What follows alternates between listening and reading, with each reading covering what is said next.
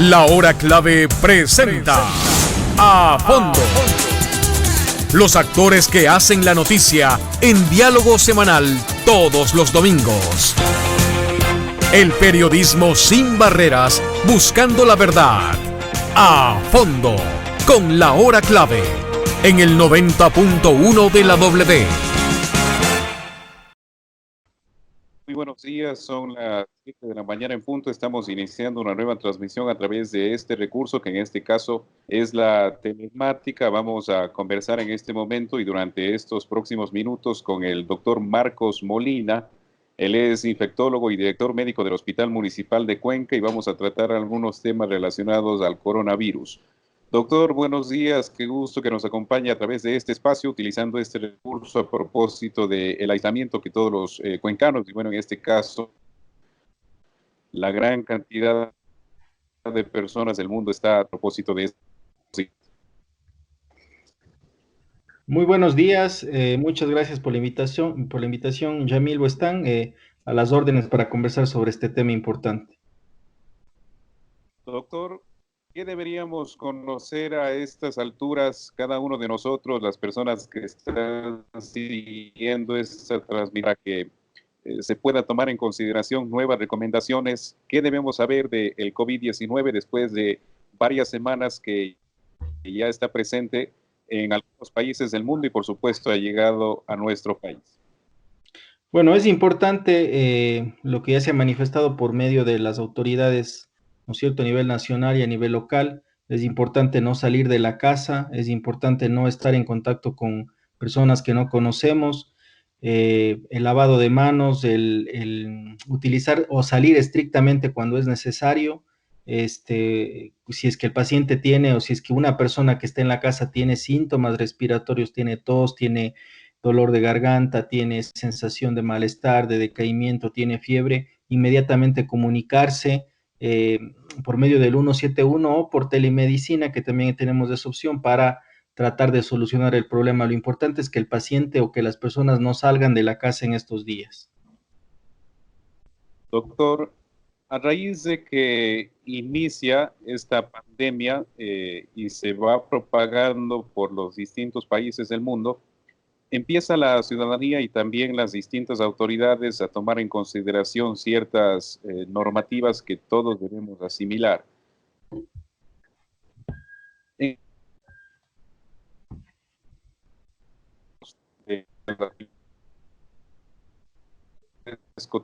nos vemos en nuestros hogares, justamente eso es lo que estamos haciendo.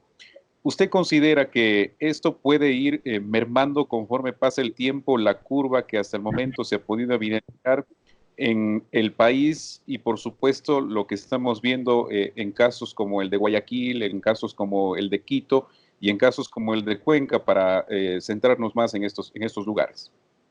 Bien, yo creo que con las medidas que se han tomado, recordemos que ya es una semana de las medidas o de la alerta de la emergencia sanitaria que está pasando el Ecuador. Es una semana prácticamente que estamos o que la mayoría de la gente se encuentra en casa, ¿no? Se sale solo estrictamente personas que trabajan en salud, personas que trabajan tal vez en farmacias, en lugares comerciales, etcétera, pero todo el resto de la población se ha mantenido en la casa. Entonces, nosotros creemos ver un efecto, no se va a ver inmediatamente al siguiente día o a los 2 o 3 días. Este efecto se va a ver, yo creo que en el lapso de la siguiente semana. Esta semana que estamos empezando es importantísima para ver si es que vamos a ver algún efecto de todos los días anteriores en los que la mayoría de la gente aquí en Cuenca, sin lugar a duda, hemos visto ese impacto donde que no han salido de la casa, yo diría la mayoría de las personas. Entonces, esta semana que viene es clave, ¿no? Vamos a ver en los siguientes días. ¿Por qué? Porque la infección, más o menos, el periodo de incubación es un promedio de 6 días. La incubación puede ir desde los 2 días hasta los 14 días, ¿no? Entonces, una persona, si está una semana con la infección en la casa, con síntomas leves, no está infectando a otras personas, no está transmitiendo la infección a otras personas. Entonces, uno creería que sí va a haber un impacto. Uno tendría que esperar eso. El fin de esta cuarentena que estamos haciendo todos los ecuatorianos es que esa curva que se ha ido, que ha estado ascendiendo en picada, podamos mantenernos con valores durante algunas semanas y podamos decir que de alguna forma tuvo impacto esta cuarentena que estamos realizando todos. Proyectándonos un poco más hacia el futuro, doctor, ¿qué es lo que podríamos evidenciar para los próximos días? ¿Cuál sería el pico máximo de contagios que desde el mismo Ministerio de Salud Pública se puede anunciar únicamente en la provincia de La Suay y siendo más específicos en la ciudad de Cuenca? Bueno, eso hay que ver en función de los casos que vayamos reportando. Evidentemente, en la actualidad, recordemos que la entrevista se está realizando el día sábado. Es importante tocar el número que tenemos en este momento, que son 18 casos aquí en la provincia, 19 casos en la provincia de La Suay, y de los 19 son 18 aquí en la ciudad de Cuenca, ¿no es cierto?, con fecha sábado. ¿Qué es lo que viene posteriormente? Sin lugar a duda, hay más casos que todavía no se diagnostican, hay más pacientes que están con síntomas leves, que todavía no van a los hospitales, que todavía no llaman, que todavía no se comunican con algún médico. Entonces, ¿qué es lo que nos espera en estos siguientes días? Que el número se eleve, pero eso no nos tiene que asustar, más bien es importante diagnosticarlos ahora, en estos días, cuando todos se encuentran en casa, cuando la mayoría de las personas hacen cuarentena, para que esas personas que tienen dudas, que tal vez no creen estar infectados, pero tienen síntomas, llamen, acudan o traten de comunicarse con médicos por los diferentes medios de comunicación para que se les haga el diagnóstico de forma oportuna. Eso es importante, hacerlos del diagnóstico ahora. Eso recae mucho en la evolución que va a tener en los siguientes días de esta curva que se ha ido en picada. ¿Cuántos casos más vamos a tener en la ciudad de Cuenca? Esperemos que no sean mayor, estamos ahorita en 19, esperemos que no sean mayor de 100 para la siguiente semana. Eso habrá que ir viendo en el transcurso de los siguientes días. En el caso específico de ustedes del hospital del municipio de Cuenca, ¿es recomendable para la ciudadanía que acudan hasta las instalaciones o ustedes pueden facilitar médicos para que vayan hasta sus hogares? Esa es una muy buena pregunta. Ahora, el objetivo a nivel no solo nacional, sino mundial es que el paciente no salga de su casa. Nosotros como hospital municipal hemos implementado varias opciones. La una es telemedicina. Desde el día martes estamos con telemedicina. Esta es una plataforma donde que la ciudadanía se puede conectar con el hospital municipal y va a existir una entrevista o una consulta por medio de telemedicina, ¿no? Entonces, más o menos va a durar 15 minutos y uno puede ahí definir a breves rasgos si el paciente es o no sospechoso de COVID-19. ¿Cuál es el impacto de esto? Evitamos que los pacientes vayan a los hospitales. Estamos hablando de los pacientes que tienen síntomas leves, porque los pacientes que tienen síntomas graves, donde que tal vez sienten cansancio, tal vez tienen la sensación de que les falta el aire o que la fiebre es muy importante, esos pacientes no los podemos atender de una forma adecuada vía telefónica, pero los casos leves de aquellos pacientes que tengan contactos, que sospechen o que crean tener COVID-19, estamos haciendo este tipo de telemedicina y yo creo que sí está teniendo un impacto porque hemos tenido en estos últimos días, hemos tenido una acogida por parte de la ciudadanía. Solo van los pacientes que tienen síntomas importantes a los hospitales, ¿no? En el hospital municipal tenemos un área de triaje donde que van solo pacientes que tienen síntomas respiratorios y ahí se define si el paciente es o no es sospechoso de COVID-19. Doctor, en el caso de que las personas salgan de sus hogares, y en realidad hemos visto que hay una gran cantidad de personas que necesitan las entidades bancarias, que necesitan ir a las tiendas, a los centros comerciales, a los centros de abasto para tener alimentos y productos de primera necesidad. En ese sentido, cuando la gente regresa a sus hogares, ¿qué tipo de precauciones debe tomar en consideración? Bueno, primero que está ya muy detallado también eso, ¿no es cierto? Solo una persona puede ir a los centros comerciales. En todos los lugares de los que yo me he percatado se está tratando de limitar mucho el ingreso de las personas, solo una persona para ir a hacer compras, para ir a la tienda, etcétera. El aseo de manos antes de ingresar a estos lugares, ¿no es cierto? El uso de mascarillas si es que tiene síntomas respiratorios, tratar de abastecerse para una semana, porque tampoco es que hay que decirlo que se saturen los centros comerciales donde que van a ir mucha gente, sino más bien guardar la calma, guardar la distancia también, 1 metro de distancia entre una persona y otra persona. Cuando la persona regrese de hacer las compras o regrese de un centro comercial, llegando a la casa, el lavado de manos nuevamente con agua y con jabón.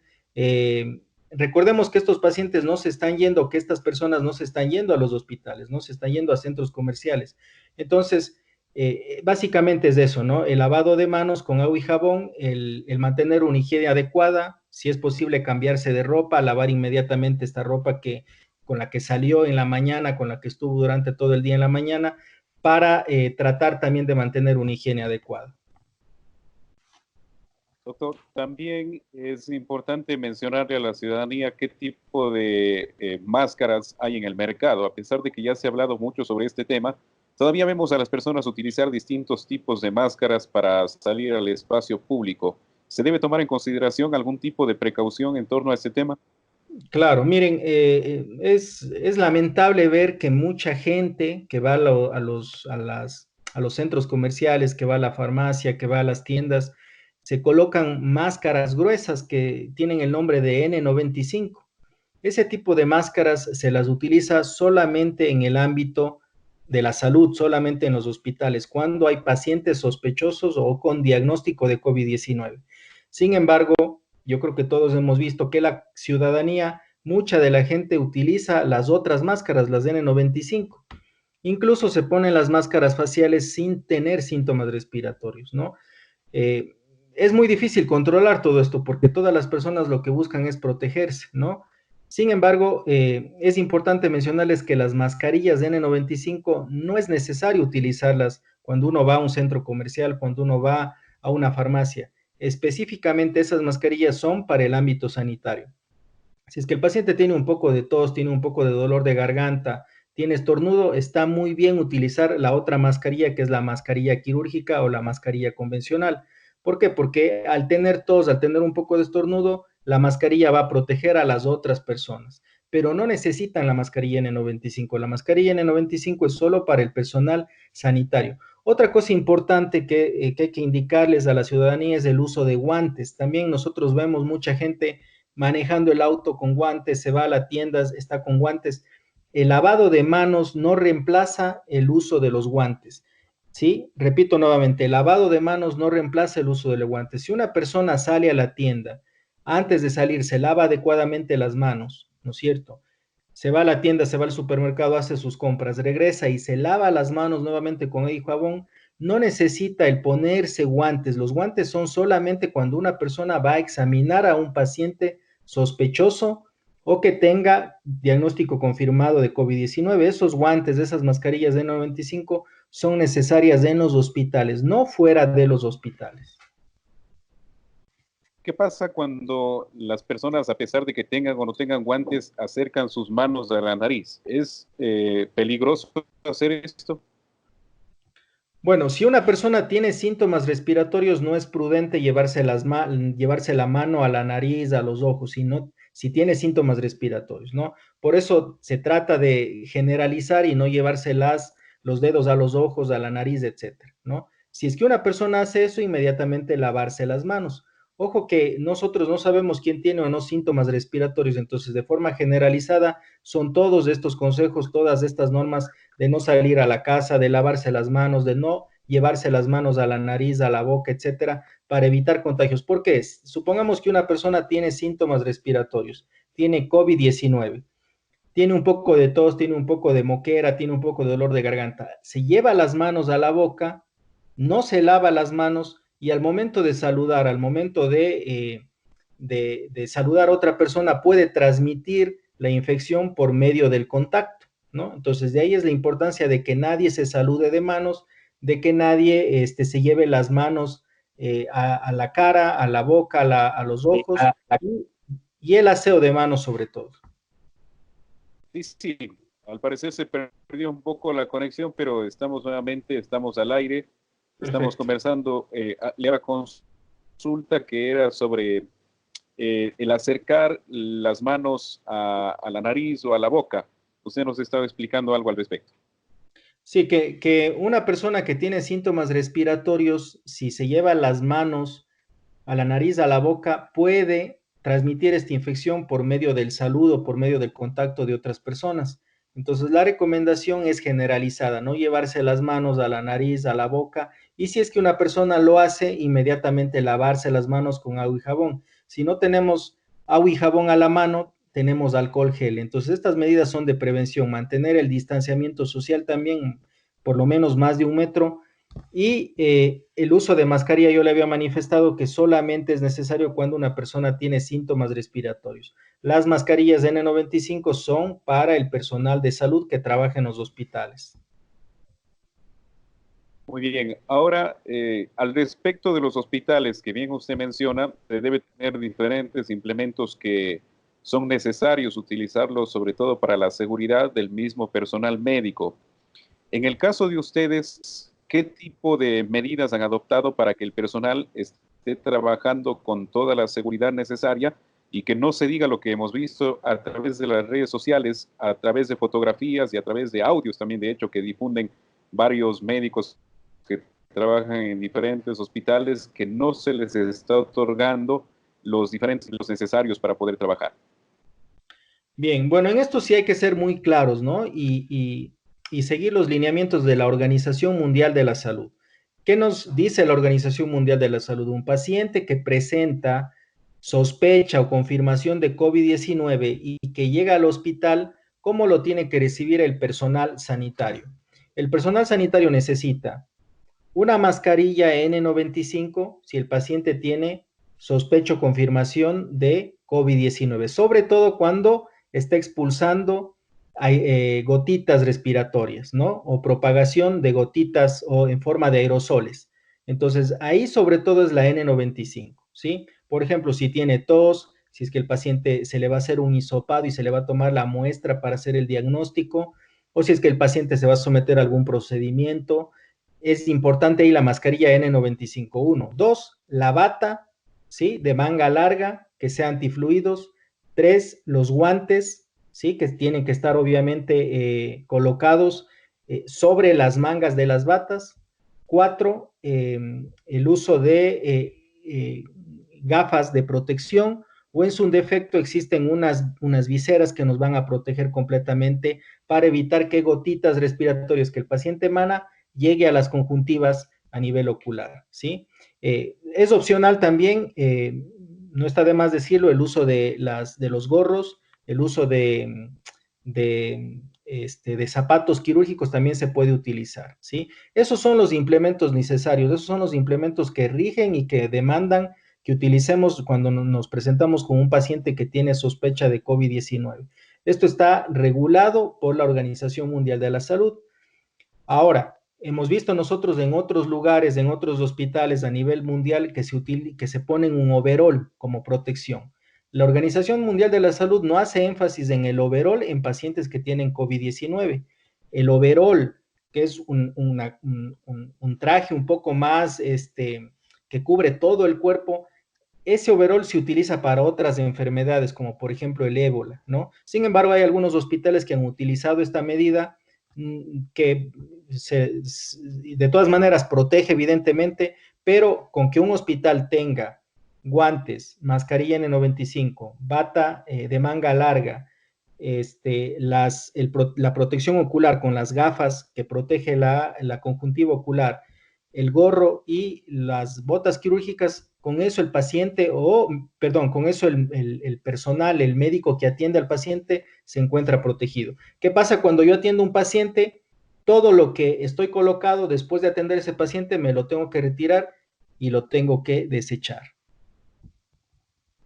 Es decir, cada entidad médica en este caso debe estar preparada con estos implementos para que su personal pueda tener la seguridad de que puede atender a cualquier paciente con coronavirus o sin coronavirus y este personal médico no corre el riesgo de contagiarse. Ustedes han tenido que hacer una inversión adicional, se tendrá que hacer en los próximos días una inversión adicional para poder tener todo este insumo médico a propósito de que la emergencia va a continuar todavía algunos días. ¿Se tiene un plan de contingencia para esto? ¿Ya se tomaron las medidas o se está trabajando haciendo camino al andar? Bueno, nosotros en el mes de enero aproximadamente ya nos equipamos con mascarillas de N95, las batas también, guantes, ropa de protección ya los teníamos. Lo que nos faltaba era las gafas de protección ocular. Esas eran las que nos faltaba, pero 2 semanas antes de que tengamos el primer caso aquí en el Ecuador, ya las logramos adquirir. Entonces, nosotros al momento estamos equipados con toda la protección que se necesita para este tipo de pacientes. Tenemos un buen número de unidades, pero esto hay que ir viendo cómo se va utilizando en el transcurso de los siguientes días. Recordemos que este equipo de protección personal, una vez que una persona ya se coloca, ya tiene un paciente sospechoso confirmado, se tiene que retirar y se tiene que poner otro equipo. Entonces ahí nosotros podemos entender que, por ejemplo, hospitales grandes van a tener mayor demanda de unidades. El Vicente Corral Moscoso, el Hospital José Carrasco Arteaga son los hospitales donde que más se van a utilizar este tipo de implementos, los equipos de protección personal. En el caso de ustedes, en el caso del Hospital Municipal, ¿de qué manera están trabajando con el resto de atenciones y emergencias que entiendo deben llegar a salud? ¿Se está teniendo un espacio lateral para que no se mezclen estos pacientes con los posibles casos de coronavirus? ¿De qué manera se está trabajando en ese sentido? Sí, bueno, esa es una muy buena pregunta también, y es importante aclarar esto a la ciudadanía. Todos los hospitales, incluyendo nuestro hospital, tienen la obligación de crear un área de triaje si es que antes no existía un área de triaje, ¿no? Nosotros tuvimos que suspender la consulta externa porque no podemos mezclar pacientes en este momento que tengan tos, que vayan a la consulta externa, con pacientes que tal vez sean sospechosos de COVID-19, que estén mezclados entre los otros pacientes. Entonces, al igual que otros hospitales han tomado esta medida de cerrar la consulta externa, ¿para qué? Para dar prioridad a este grupo de pacientes.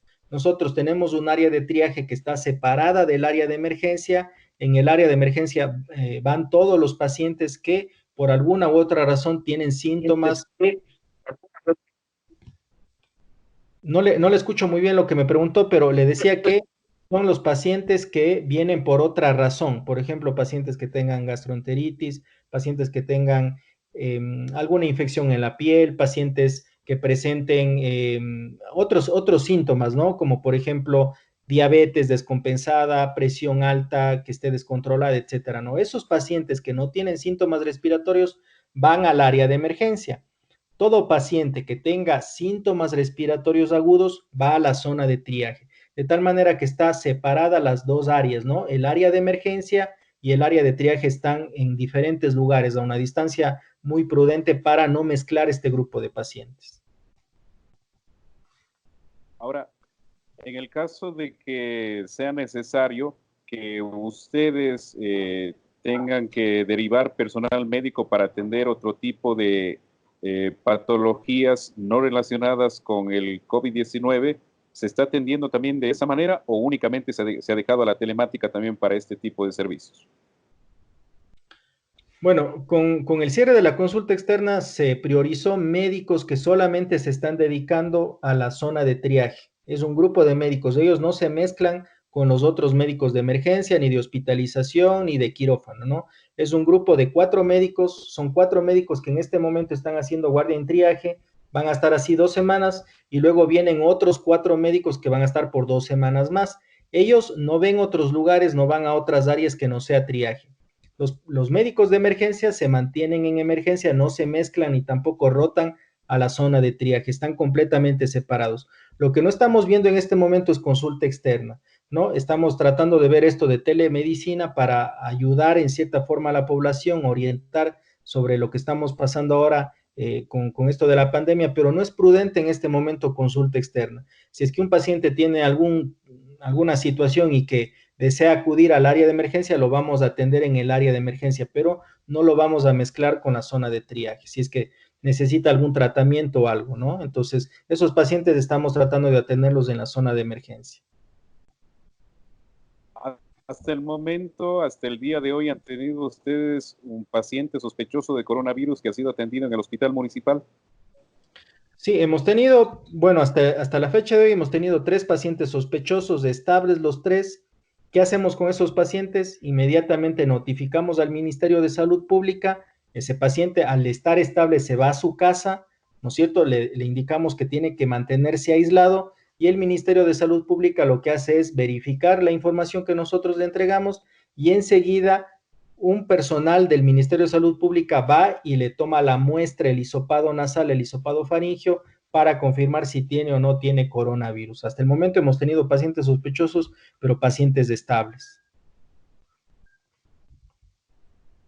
¿Cuánto tiempo tarda en entregarles ya el resultado final a los pacientes? Bueno, eso es un problema que tenemos porque se están demorando aproximadamente 24 a 48 horas, ¿no? Incluso a veces existe un poco de retraso en esto, pero es por la demanda del número de pacientes que se tiene que ir a ver, por la demanda del número de pacientes que a lo mejor el Ministerio de Salud Pública tiene, ¿no? Pero cuando el paciente esté estable, lo que nosotros le decimos es eso, mantengamos la calma, manténgase en su casa, en su habitación, aislado, ¿no es cierto? Hasta esperar el resultado si es que es o no confirmatorio. Quejas de familiares también que han sabido indicar que cuando hay un caso sospechoso que ingresa a una entidad de salud, a ellos no se les toma en consideración para nada. ¿Qué tipo de recomendación considera usted que se debe tener con los familiares en este caso de las sospechas que se tienen? Claro, los familiares deben mantenerse también aislados. Sí, esa es una muy buena aclaración que usted hace. Todo paciente que lo consideramos como sospechoso, que está estable y que se va a su casa, las personas que viven en la misma casa también tienen que mantenerse aislados porque son pacientes contacto del paciente sospechoso. Si la prueba sale positiva, evidentemente deben estar aislados porque al haber estado en contacto algún tiempo, tienen una probabilidad de desarrollar esta infección. Si la prueba sale negativa, pues nos tranquilizamos, pero de todas maneras tienen que mantenerse en su casa, ¿no es cierto? Por esto de la cuarentena, no pueden salir porque ya salió negativo. ¿Por qué? Porque si salen a otros lugares, si salen fuera de su hogar, corren el riesgo de tener alguna infección. No sabemos exactamente un número exacto de cuántas personas tienen ya COVID-19 aquí en la ciudad de Cuenca. Sabemos hasta esta fecha el número que nos reporta el Ministerio de Salud Pública, pero uno siempre presume que deben haber más pacientes que porque se encuentran estables no van al hospital, ¿no? A lo mejor tienen un poco de tos, tienen un poco de molestia de garganta, pero no tienen otros síntomas que le motiven irse al hospital. Y esos son los pacientes que tenemos que diagnosticar también. Ahora, doctor, con las medidas que se han tomado también, ¿qué pudiéramos decir proyectándonos un poco al futuro? ¿Se vienen o hay que esperar lo peor, como también habíamos visto en algún espacio? Esto para que la ciudadanía pueda tomar las precauciones y quizá también para mantener la calma, que es importante. Bueno, yo creo que aquí tiene mucho que ver también la decisión que tomó el presidente, ¿no? Haciendo el decreto de emergencia sanitaria. Yo creo que se hizo a tiempo, ¿sí? Entonces, aquí estamos simplemente tratando de evitar o aprendiendo de los errores que cometió Italia. ¿Qué pasó con Italia? Cuando Italia tuvieron los mismos casos que nosotros teníamos, ellos no tomaron estas medidas tan drásticas, ¿no? Que era, por ejemplo, cuarentena, cerrar escuelas, cerrar universidades, evitar ir al trabajo, etcétera. Todas estas medidas que en otros lugares no se tomaron, nosotras sí las tomamos. Estoy hablando de nosotros como país, porque hay otros países latinoamericanos que hasta la fecha no han tomado estas medidas. Por ejemplo, México. México es un país que también tiene un número similar de casos al nuestro, pero de ellos todavía no han restringido absolutamente nada. Entonces aquí estamos viendo dos situaciones completamente diferentes. Nosotros, yo creo que estamos blindados, por decir casi al máximo, porque hemos cerrado todo, estamos haciendo cuarentena, no hay clases, no hay actividades comerciales, sino simplemente las necesarias. Se han cerrado los vuelos internacionales, que eso también ya nos garantiza que no van más pacientes que están sospechosos o que tengan la confirmación de COVID-19. Y además, también ya no existen viajes o buses interprovinciales. Entonces, todo esto yo creo que va a tener un impacto en la siguiente semana. Vamos a ver cómo nos va a nosotros y vamos a ver cómo les va a otros países donde que no han tomado estas medidas tan drásticas. Por ejemplo, uno de ellos es México, que no se ha tomado una medida tan drástica. Hay otros países que están un poco intermedios y hay otros que también ya se están adhiriendo a lo que han hecho muchos otros países viendo la cantidad de casos, ¿no? Sabemos ahora en la actualidad que España, que Italia cerraron todo, pero luego de que vino este pico tan ascendente y tan exponencial, cuando ya se dieron cuenta, pues empezaban a haber muchos pacientes fallecidos por día. Nosotros yo creo que hicimos las cosas adecuadamente, solo el tiempo nos va a decir cuál es el impacto que vamos a tener o cuál es el resultado que vamos a tener. ¿Cuántas fases tiene el coronavirus, doctor? ¿En qué fase está actualmente la ciudad de Cuenca? ¿Fase Bueno, podríamos llegar? También especificar qué acciones tomarían ustedes. así es, epidemiológicamente la primera fase es cuando llega un paciente, cuando tenemos el primer caso de diagnóstico, ¿no? Esa es la primera etapa, ¿no? La primera fase, ¿sí? Y ahí vamos a ver los casos exportados, ¿sí? O sea, los casos que ese paciente está transmitiendo a los demás relacionados con el primer contacto. Esa es la primera fase.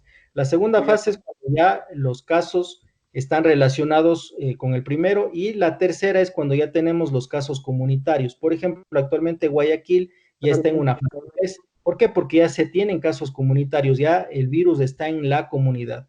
Nosotros, la ciudad de Cuenca, estamos actualmente en el primer escenario, ¿no? Porque todos los casos son o relacionados con los casos importados. Luego de eso viene ya una cuarta etapa donde que existe prácticamente una epidemia local y mucha gente, un gran porcentaje de la población se ve infectar. Entonces, estamos en eso. La ciudad de Guayaquil está en ya fase 3. Así lo había manifestado ayer la ministra de Salud. Las demás ciudades todavía no. ¿Hay una acción particular que deban tomar ustedes como casa de salud en el caso de que se llegue hasta fase 3 y posiblemente en el caso de que debamos decir que hemos llegado a una fase 4? Bueno, más que como casa de salud, como ciudad, como hospitales de la red que nos debemos, nosotros somos parte de la red integral de salud y somos un contingente también. Aquí el hospital en la ciudad de Cuenca, el Hospital Centinela para este tipo de casos va a ser el Hospital Vicente Corral Moscoso, ¿sí? Entonces, no solamente el hospital municipal, sino todos los otros hospitales, todas las otras clínicas, vamos a tener que ayudar tanto con recursos materiales, con recursos humanos al Hospital Vicente Corral Moscoso. Hospital Centinela, que va a recibir todos estos casos, ¿sí? Entonces, nosotros estamos predispuestos como hospital municipal, al igual que las otras instituciones, en colaborar con el Ministerio de Salud Pública. Aquí el Ministerio de Salud Pública es el ente que rige, es el ente que nos ordena qué es lo que tenemos que hacer.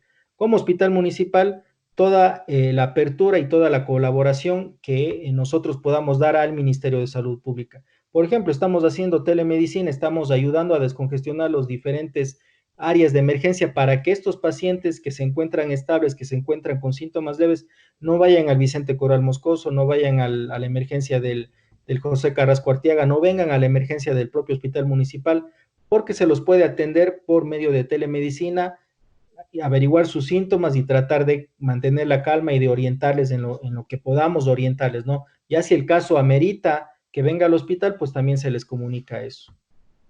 Un paréntesis en lo que usted menciona, hasta el momento, ¿cuántas personas se han atendido por este recurso de la telemedicina? Sí, bueno, estamos con un promedio aproximadamente de 10 a 15 personas por día, ¿no? Recordemos que apenas empezamos el día martes, entonces creemos que esto va a ir aumentando en el transcurso de los siguientes días. Tenemos médicos generales, pediatras, ginecólogos y también tenemos médicos psicólogos, ¿no? Recordemos que también existe mucha ansiedad por esto, mucha histeria colectiva por estos casos, entonces contamos ya con 2 médicos psicólogos que también están prestos a recibir llamadas, poder ayudar a la ciudadanía que se encuentra un poco angustiada, un poco con ansiedad, en función de todo lo que está pasando con COVID-19.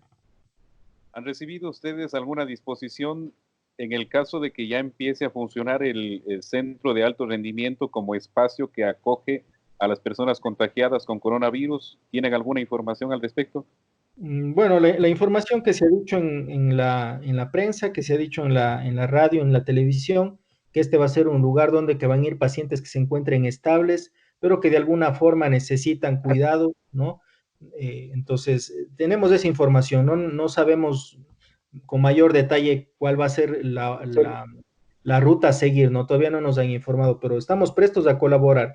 Si el Ministerio de Salud Pública necesita médicos que vayan al centro de alto rendimiento, pues estamos dispuestos a colaborar. Si tal vez necesita insumos, medicamentos que podamos nosotros prestar, estamos dispuestos a colaborar, así como fue el compromiso de todas las otras instituciones de salud de aquí de la ciudad de Cuenca.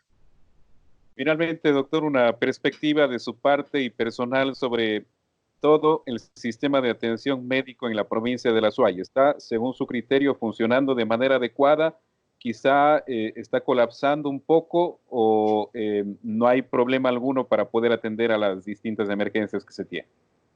Perfecto. Bueno, yo quisiera nada más tratar de que este mensaje llegue a las autoridades pertinentes, a la coordinación zonal, porque es importante hacer los diagnósticos oportunos ahora de estos casos de COVID-19. Deben haber muchos casos que están en sus casas y que no son diagnosticados porque simplemente ellos no llaman o porque a veces llaman y le dicen, el Ministerio de Salud Pública dice, usted no tiene fiebre o usted no tiene los criterios para hacerle la prueba de COVID-19. Es importante mencionar que hasta el 50% de pacientes que están estables no van a tener fiebre, el 50% de los pacientes. De tal manera que la fiebre no es un criterio para decir sospechoso de COVID-19. Un sospechoso de COVID-19 es un paciente que ha tenido contacto o que viene de un país o de una ciudad donde que ya existen casos y que tenga cualquier síntoma respiratorio, no necesariamente que tenga fiebre. Si nosotros hacemos o ampliamos el número de pruebas, hacemos más pruebas en este momento, vamos a diagnosticar más pacientes, pero a su vez esos pacientes se van a quedar en sus casas y no van a contagiar a pacientes que sean vulnerables, a grupos vulnerables. Entonces, aquí el mensaje es importante que se hagan pruebas no solo a los pacientes que tengan fiebre y que tengan tos, sino debe ser cualquier paciente con un síntoma respiratorio leve más el nexo epidemiológico. Si logramos hacer eso, vamos a aumentar el número de diagnósticos, pero a su vez esto no quiere decir que estamos peor, sino quiere decir que estamos viendo nuestra realidad y con eso podemos lograr contener en esos casos y evitar que siga existiendo transmisión. Si no hacemos eso, vamos a seguir teniendo casos positivos, desafortunadamente. Muy bien, una última recomendación de su parte entonces para la ciudadanía, tomando en consideración lo que antecedió hace un momento con la anterior pregunta. Perfecto. Bueno, que no salgan de su casa, que se mantengan, que si tienen algún síntoma leve, que se comuniquen por diferentes medios para que le cuenten a su médico. Tenemos en Facebook muchos médicos que están dispuestos a hablar, redes sociales, teléfonos, telemedicina, el 171. Existen diferentes formas en este momento de contactarse con médicos que les pueden ayudar, ¿no? Aquí lo importante es que no salgan de su casa. Y si es que salen de su casa, que vayan directamente a los hospitales públicos, al Vicente Coral Moscoso, al José Carrasco Arteaga, que pueden venir también al hospital municipal. No se tienen que automedicar y sobre todo mantener el distanciamiento social, el lavado de manos, todo lo que ya se había hablado anteriormente. Muy bien, agradecemos entonces el hablar en este momento con el doctor, en este caso Marcos Molina, quien es médico infectólogo y director médico del Hospital Municipal de Cuenca, quien agradecemos por su tiempo y también por despejar algunas dudas que seguramente están en el aire todavía y que la ciudadanía es importante que las vaya conociendo. Gracias, doctor. Muchas gracias a ustedes, Yamil, por la entrevista. Muy amable. Cerramos este espacio entonces. Mañana continuaremos con la información a las 7 de la mañana en el espacio de la hora clave. Y a las 12 del mediodía seguiremos informando para todos ustedes a través de la programación regular. Que pasen muy bien. W Radio presentó A Fondo. Los actores que hacen la noticia en diálogo semanal. El periodismo sin barreras, buscando la verdad. A Fondo, en la hora clave, 90.1 de la W, todos los domingos.